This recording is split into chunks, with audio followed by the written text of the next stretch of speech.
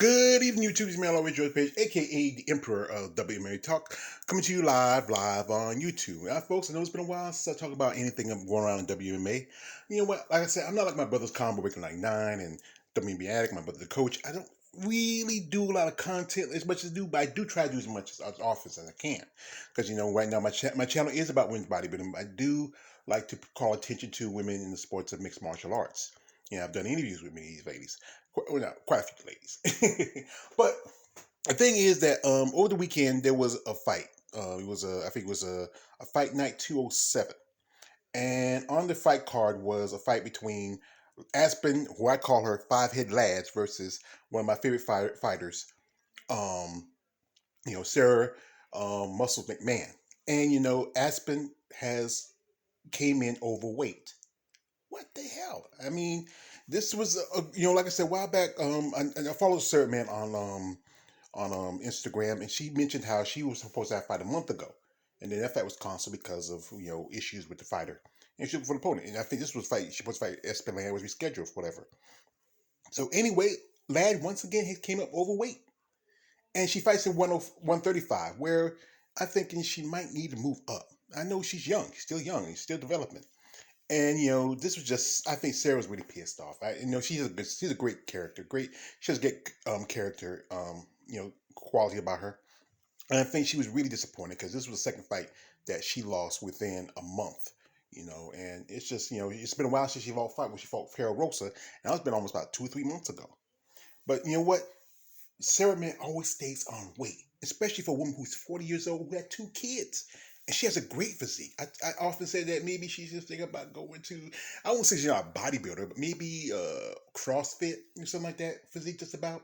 And, being a wrestler as long as she knows how to stay on weight. That's the thing. She knows. She's very professional about her weight.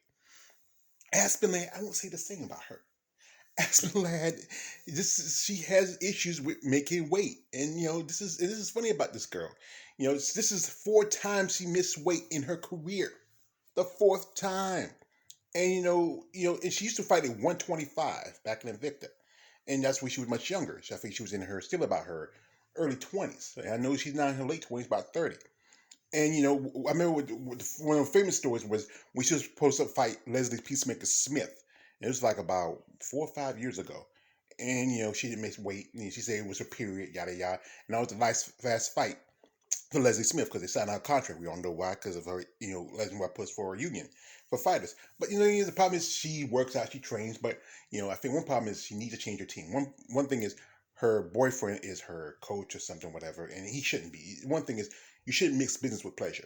She should get somebody who can be on her behind all the time about making weight, or let's again move to 145.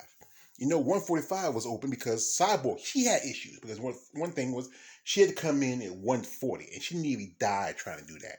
I watched the special a few years ago when she had about her, and Cyborg was great. She was a great champion. I loved Cyborg until the double jump champ came and beat her. Now I know but like I said, I'm a hater on Amanda Nunes. I hate them more, but I do respect her game.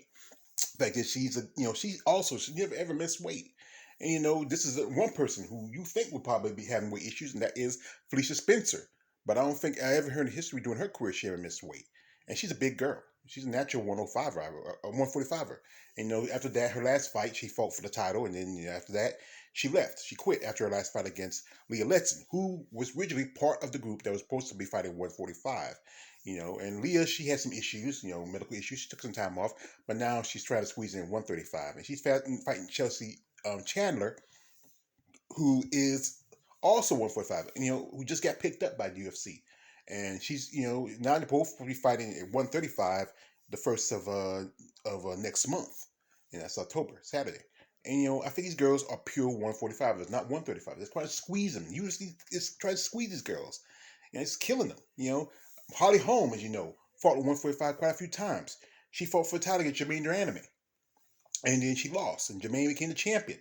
But Jermaine, what she did? She, as we call her, go duck and run. She just, because your fear was she had to face Cyborg eventually. But the fact is, she fights in 135, but she can probably fight in 145. That'd be great for her. And then, Holly has fought for the title at least twice, against Cyborg. And then she fought Megan Anderson, who's brought in as a 145er. But you know what happened? Megan, she quit after her last for a title fight against Amanda Nunes. She got beat up and she quit. You know, she's doing a little stuff on the online and whatever and something like that and doing commentary. Or I call her the Aussie vampire. But you know, she quit. But there's no chance we're gonna see Megan Anderson again from what I seen on social media. You got Yana Kusai, who fought Cyborg some time ago for the title. And Yana, she fights in 135, and you know she's recovering from just having her second child, and she's getting off of you know, from a pregnancy. But you know, think she can fight 145. That could really help the building. You know, she's comfortable at 135, but she can fight at 145. And you have Missy Chason, who was originally part of the group of women who brought in to fight for 145. But she's been fighting 135 quite some time. But she's been having some issues. I think the 135 weight limit is really straining on her. She's a big girl. This girl's about 6 feet tall. She's a giant. I mean, she shouldn't be fighting one. You know, I know she took a loss in 145, but she took a loss in 135 too. I think she'd be more comfortable at 145. Then you have Julio Stordorinko, who's also like Macy and Leah, you know, were brought in to fight for 145, and she's fighting 135. She took some couple losses, but then she bounced back with a win over, Jesse Rose Clark. But you know, it was a while back when she was at a weigh-in for her last fight, the girl fainted. She fainted. She nearly fell off the stage. And that's things that telling that 135 is not good if you're a naturally bigger woman. You're cutting that much weight. You shouldn't cut past your natural body type. You know, if you are a little bit, if you're a woman who's like 160, 170, and you try to drop down 30 or 40 pounds, it's not good for you. And then you had the waste of space, what we call Danielle Wolf, who just finally fought on the UFC, who was given a fight after she lost in the Contender Series against Tanisha Triple Threat Tennant. And then she faced off with Norma Jamont, who is a thick girl. Norma is Brazilian. She's a thick girl.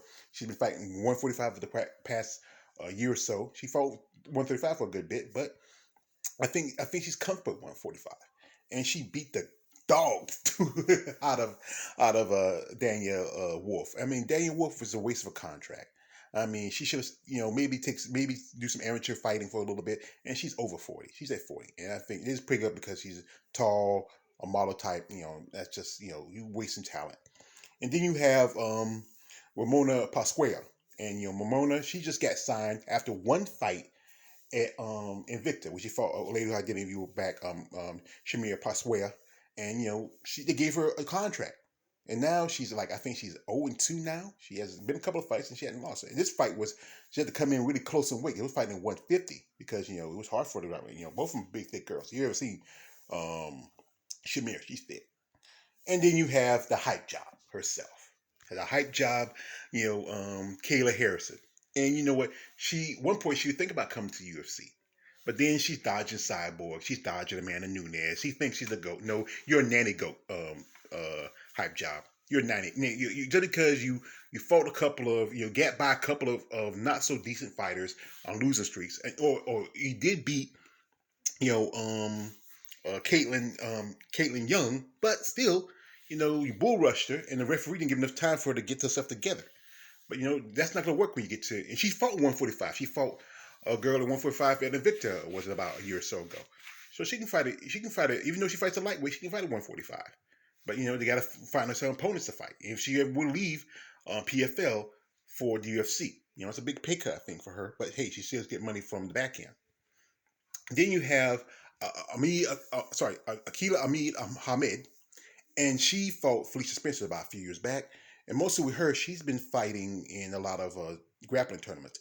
And I think she would be a great fighter at 145. The problem is, UFC, they're prejudiced hell, especially when it comes to black women. That's why you rarely, other than Angela Overkill Hill and a couple others that are, that's about it. You don't have a lot of sisters there. But she wouldn't be great at 145 UFC. They can bring her in. They should have brought her in a long time ago. Offer a contract. But she hasn't done too much MMA for quite so while. Most of those tournaments. But like I said, this could help build the tournament. We have somebody new in there. Now, one thing I'm going to talk about real quick right here is about 105, which should have been in UFC a long time ago. The problem is UFC has a prejudice against big women and little women too. They feel that the smaller girls are not exciting. But I've seen some 105 fights.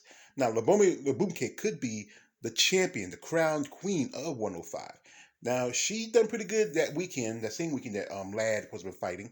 She won her, I think this was her fifth fight under the UFC, and she won it. Against a opponent that came in last minute because the original opponent had to drop out. That's pretty good. You beat a opponent that wasn't even your original opponent. But she's been struggling for a good bit. She had losses against Angela Hill. She lost to against Lupe Guerrero. And she also, I think she faced Jin Fry, who was the original 105 champion back in Invicta. And Jin Fry was taking a lot of losses, but then she bounced back with a win some time ago. But Jin Fry, I think it should open up 105 because of her. They brought her in because of her look, very fit body, very, how to say, Amerasian, which is American Asian, very look to her. That's why they brought her in. And this is why she opened the division. You got people like Hannah Cyphers, who's been like for a long time been undersized. Now Hannah's from my home state of North Carolina. I think she hadn't fought in a good while. She got married some time ago, and we've been wondering where's Hannah Cyphers. I think 105 would be a better division for her. 115. Even those girls, even though they're small girls, there are some killers. Even people like Jessica Andrade and Amanda Lemos, who can still fight in that division. I don't think she stands a chance. I think she'd be better off. And also Sam Hughes, who was brought in from LFA, who fought in I think 115 back at LFA. I think she'd be better off at 105 herself too. I think she's kind of a smaller girl. She has some wins, but she took some losses. And this was, I think, her most recent loss. I think it was a girl who faked getting hit by Randa Marcos. Yeah, I think that's her. Yeah, I remember her. Yeah, I forget her. And then you got to think about it. There's a lot of 105 fighters out there, especially from companies like One Championship. Maybe the One Champion fighters won't come because, hey, they make good money over there. But then you have people like Alicia Zapatella and also Jessica Debone. Those girls, it wasn't that long ago, they fought for the title. And we all know Jessica Bone is a champion over there. But the fact is, she's going to be stuck there too long and she'll have no real opponents and no real challenges. That's why if you open 105 and bring over somebody like Jessica Bone, you really bring some good talent. And then, like I said, Alicia Zapatella, she fought a while back for the story title at Invicta. And I don't think it's for her. Even though she's a big, thick girl, she's been fighting 105. And I think she never had an issue with missing weight. I think the thing is that I think Alicia probably better off at 105. And I think you can bring her and Jessica and a couple other girls, over to the UFC. And they can really grow the 105 division. But Dana White, he's the issue. Yes, he's the issue. He just big Vex Luthor, you know, Chrome Dome, he's just an idiot. He's stuck in the mindset. I know he wants to marketing for for the particular fan base, but he should be open minded to more opportunities for fighters. And one thing also, he should put in a special weight clause because women's bodies are different from men. Our biologies are different. Women retain a higher BMI than men, you know, and it should be like a little bit more of a 3 pound limit. If that, especially if your opponent want to fight, you know, and you shouldn't penalize some fighters by taking a good chunk of checks because But the thing is, you have to be consistent. And too many girls are too much about eating ho hos and like that, and maybe they just, or sometimes it's just the fact is a woman's biology, as I said again, is a lot different from men. Even if they do follow all the programs and issues, and especially when they're young girls, like people like Aspen Ladd and a couple of others, you're still young and fertile in your period pop up every now and then. That can affect your biology totally. So Dana White, you need to understand that part about when biology is different from men. Men and women are not the same. Even bodybuilding, we know that. But he's just. Yeah. But to Aspen Ladd, you know what, girl, you are just, I don't know why I hadn't cut you. They cut you. I don't know why I hadn't cut you for. You should have been cut. Should have been cut after this. Should be the time getting cut. But you know why? They think she's attractive. She's yeah. Or they just feel pity for her. I think it's mostly a pity thing for Aspen Ladd. But the fact is, she either has a choice. She either be better on her weight or decide to go and fight at 145. It's right now, it's not a lot of bodies up there, but hey, if more women realize, you know what, I can't do the 135. The 135 right now in the past few years has become a ghost town. They haven't signed my girl Tanisha Tennant to it. That would have helped out a little bit. And other fighters are signing, either they left for 145 and 125, or just they got cut for UFC or whatever reason. But you know what? 145 is the division that needs to be stocked up, and also 105 needs a division that need to be open. I thought that season of Tough with Julian Pena and Amanda Nunes was supposed to be 145, 105, but decided to be 125. And they can get a lot of more 125 fighters easier than 105.